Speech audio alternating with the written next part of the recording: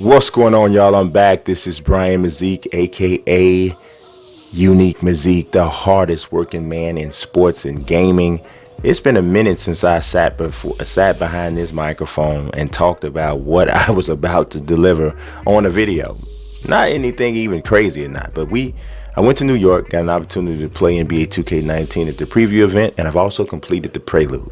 So we're going to talk about my impressions of the gameplay as well as this sneak peek of the story.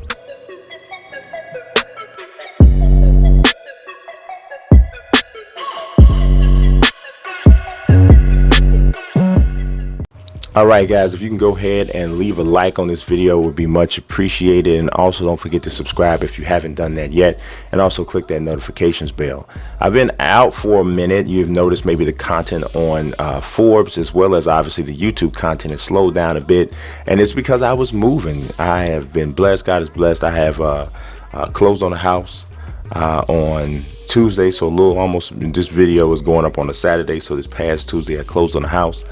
And I've been just running like crazy ever since, so I haven't had time to really do everything I wanted to do. Just got my PC set up and microphone and cameras and all these different things and capture devices set up, so I'm back in the swing of things and should be back to normal from this point moving forward.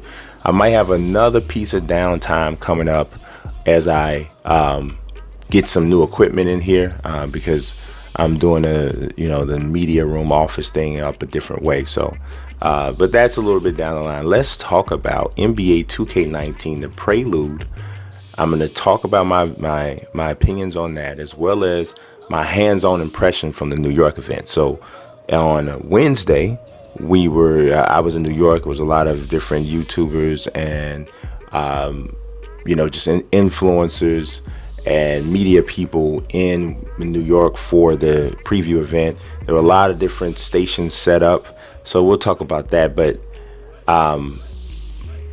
it was a very interesting experience, because I got an opportunity to meet Mark Henry of the WWE, and that's like the one dude in the WWE that I just hadn't met, that I wanted to meet. So that was cool. The venue was super hot though. I mean, it was like there was no AC. It was like 90 some degrees in New York, so it was kind of baking. But they had about 16, no, maybe a little bit more. It seems like maybe somewhere between 16 to 20 different stations set up. 4 of them only had like my career on them, and you were supposed to be able to capture there, but they were having some technical difficulties, so we weren't able to do that. So most of what I did was pretty much play now against people, against the computer or whatever. So I had one game in particular against Joel Smith from Operation Sports, and the game was just so fun. That particular game was just so fun. It was competitive. It was back and forth. I had the all-time Chicago Bulls. He had the all-time Los Angeles Lakers. And there was a lot of memorable sequences. I mean, Kobe crossed Scottie Pippen over and broke his ankles, and the way it happened was so cool, because it didn't seem like those ankle breaker animations that you got in 2K18, where it almost like you didn't even have to actually get beat off the dribble to get your ankles broke. It was like if a guy had ankle breaker badge and he got up in front of you and he did enough crossovers, ultimately you were going to fall or something. You didn't even have to get, made to the point where you opened up your hips and you lost the advantage. This one was perfect because Kobe was running on the sidelines, on the sidelines, and I came like kind of charging over towards his right hand. Which is where the ball was. And as soon as I kind of like foot planted on defense to try to cut him off, is when he crossed over to the left. So when Scotty stumbled close to out of bounds, it was the perfect animation for the dribble move. Now, I don't know if that's how all of the ankle break animations work, but that's the only one that we saw, and it worked perfectly for that particular situation. So that was one of the sequences. Another segment that I remember that I thought was really cool, and obviously what I'm showing you right now is Prelude gameplay. And I did rescan my player because he came out looking a little bit weird. But his name is Jonas Abbas, just so y'all know. I don't know, I might even change that, but that's what we're going with right now. But it was one sequence that was really cool, man. It was he was trying to pass the ball to Jerry West, trying to pass the ball to Kobe, and Mike was guarding him on this particular play. and I got my hands in the passing lane and I poked the ball away. And so it generated a loose ball, and I'm running for it, and we're running like pretty much stride for stride, me and Kobe. And so I dive to try to secure the ball. Now, by the time I dive, when I get the ball, I'm just like laying across the 3-point line. So I'm in mid slide as I dive, but I have control of the ball. Now BJ Armstrong is running right behind me. And so like Mike kind of rolls to his side during the slide and he pitches it back to BJ. I have him pass it to BJ. And all in one motion, I pull up with the 3, green release, bow. If you would have had to have seen this entire sequence to know how dope it was. Like the whole scramble idea, just concept was just really dope. It was one of them moments where usually you'll stop and replay it, and you know, if there's a share option available, you want to definitely share it. But we didn't have any of those situations set up, so I just fist bumped Joel, and we were like both like, yeah, that was pretty dope. The 3 cut the lead to 4. I still ended up losing by 7, but the game was cool. It's actually the first time Joel's ever beat me in any game head to head. He'll tell you that. So he was pretty excited because usually I give him that work, but not that time. But so that was just one of the things. So like I said, the entire experience in New York, it took place at the Greenpoint Terminal in Brooklyn. I think they had a public event the day after that. I had a chance to look at a few current teams and some all-time squads. I did take a couple images and I tweeted some things out as I started to find some new legends that weren't in there before. So I'm going to show you some of those images now. Brandon Roy, who we knew was in it from my team, but there were some questions as to whether or not he was on like the Portland's all-time Blazers team, and he is. Walter Davis was not in the game before for the Phoenix Suns, and he's now in the game. James Donaldson, I don't believe, was in the game for the Mavericks. He's now in. Richie Guerin was not in the game for the Knicks, and he's now in. And Marcus Johnson for the Bucks wasn't in, and he's in. I believe, I wish I had taken an image of this. I don't know how I missed it, but I believe that Moses Malone was on the 76ers, all-time Sixers, but I cannot 100% confirm. Maybe somebody else saw a screenshot of that, and if you did, and you're in the comment section, you can say that. But I believe I might have seen that. But no, there's no Barkley. No, there's no Reggie Miller. I already knew that wasn't going to happen because, for the most part, if 2K happens to come to an agreement with either of those guys, they're going to include it in some sort of hype situation. So they're not going to just have that happen and it's just whatever. That's going to be a big deal. So that wouldn't be anything they left to the community to discover. They're going to announce that because for so long, those two guys have been among the most requested legends that are not in the game. But you guys might remember, I did play the game in Los Angeles about maybe 4 weeks ago, and so I talked about what my experience was with that. I didn't post any of that footage because it would all been off-screen footage, and I just didn't feel like dealing with that whole thing. But the balance that I talked about then between offense and defense is still there, and it's dramatically improved from NBA 2K18. On defense, the players who are known as like lockdown defenders, they make a much bigger impact on a game than they did in last year's game. So I was talking about the examples with Scottie Pippen. Well, Scottie didn't get his ankles broke all game. Scottie had a few clean steals on Magic Johnson and Kobe. Now, he didn't get like the ball every time he swiped at it, but you can tell his length, his speed, his enhanced ability to poke at the ball made him feel like a weapon on defense. And I'm gonna be honest, I can't say that any player actually felt like a weapon, a defensive weapon in NBA 2K18. And I noticed that a little bit more as I really started to pay attention to the Pro-Am scene and to play Pro-Am. You notice a lot more about the gameplay, I think, in those modes than you do even in others, because everybody out there is a human control player.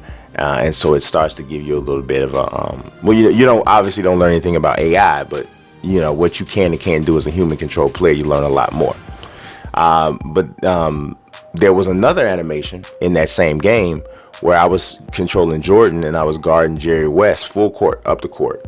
And I didn't see this animation with anybody else, but I was able to harass Jerry West and I beat him to his spot.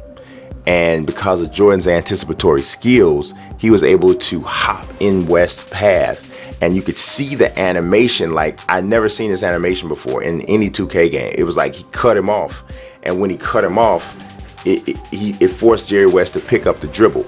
Now, they had animations before where you'd be forced to pick up the dribble, but this one looked different. And I thought that whole thing, the whole dynamic between on-ball defense really changes the whole grand scheme of things, because you're allowing a player with high defensive ratings or badges and a user with a skill gap in that aspect of the game to be more effective. And I think that adds a whole nother layer to the gameplay.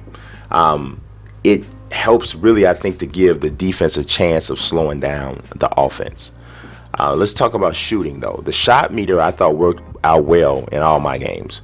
I still think they miss a lot of layups, but the tuning is probably where it is for that part of the game, because it's almost impossible to duplicate the same level of difficulty that it takes to get into the lane in a real NBA game in a video game. Because that's the thing of it is NBA players very rarely miss layups. Very, very rarely, right? Even contested layups go in at a higher percentage than they do in the NBA, and I mean in 2K.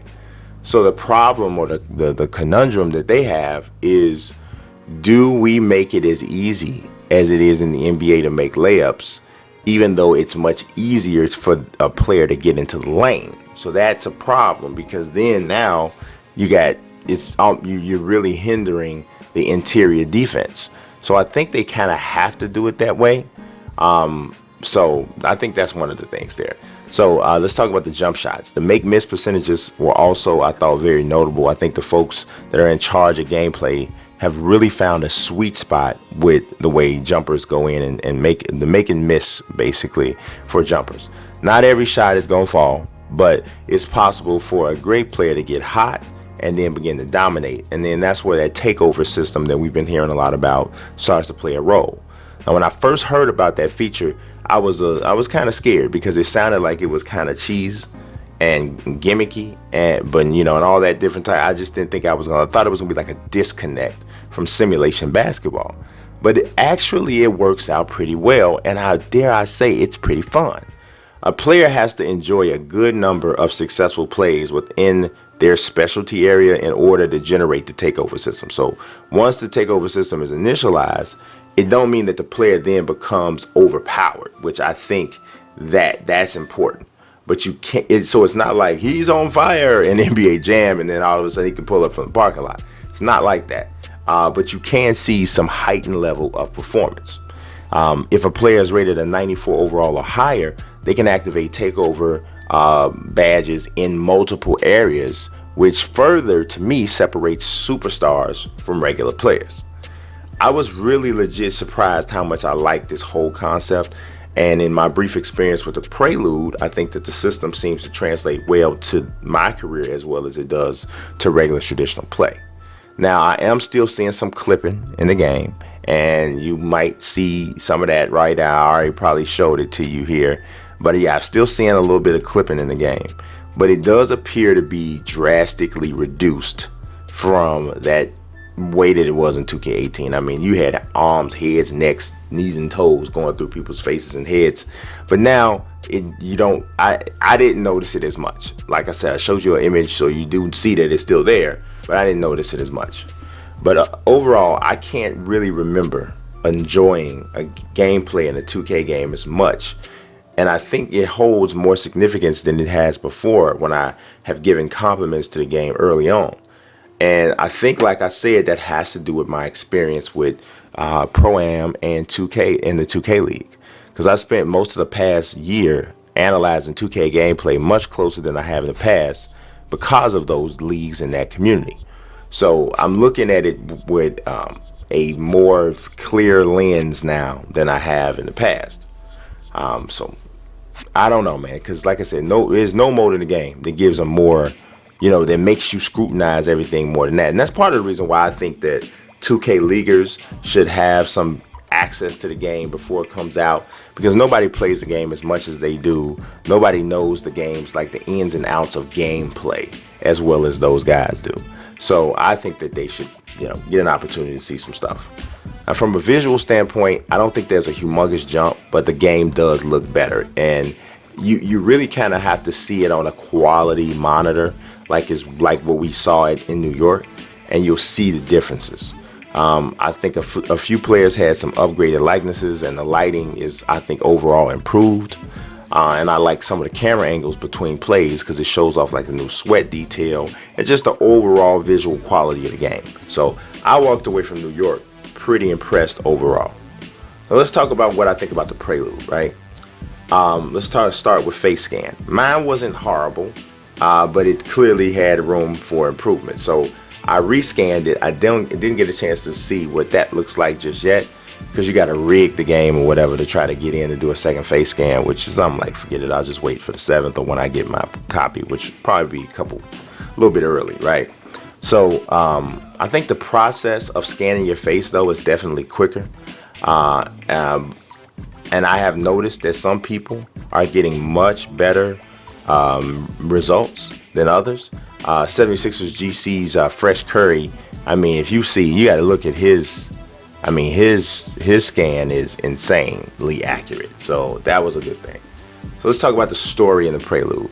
I think the story is really improved from 2K18, because if I'm being honest, the inability to skip cutscenes, and this is something that I said from the beginning when I first reviewed the game, the inability to skip cutscenes, the random comedian, I forgot what her name was, so I don't know what her name was.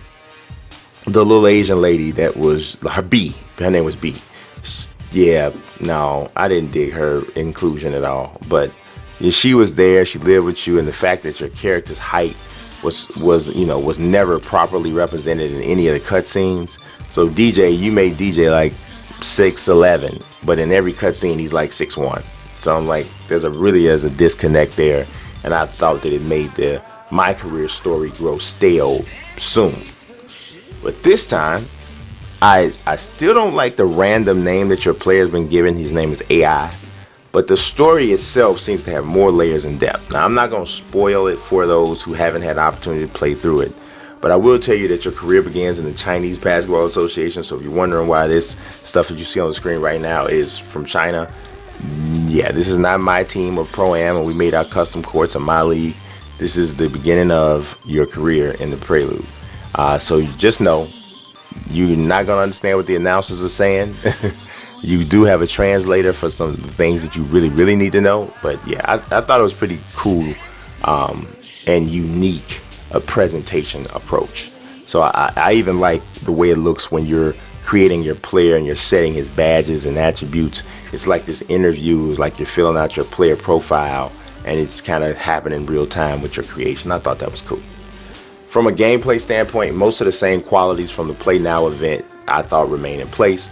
The ball is just as tangible, defensive positioning and AI seemed appropriately heightened as well. And I thought, from a gameplay standpoint though, the Prelude is pretty easy overall. But that is kind of understandable because it's just a preview. Now, gameplay producer Mike Wang, he warned on Twitter, he warned guys, he said, hey, the retail version of the game is more challenging. And I've heard that as well from other devs, that the game is more challenging this year than it has been in the past. So I think that might be what a lot of people are saying once they get their hands on a real copy and they've played the Prelude. They're going to be like, whoa, what is this? But see, I don't really mind that, because to me that translates to more longevity, more playability for the game itself. There are a ton of things going on in the way of archetype research ahead of this release. People are putting out videos how to select the best archetype. On a podcast last night, Sim Hangout with Dazar and Nelson Blake and Kushmir and Matt Miller.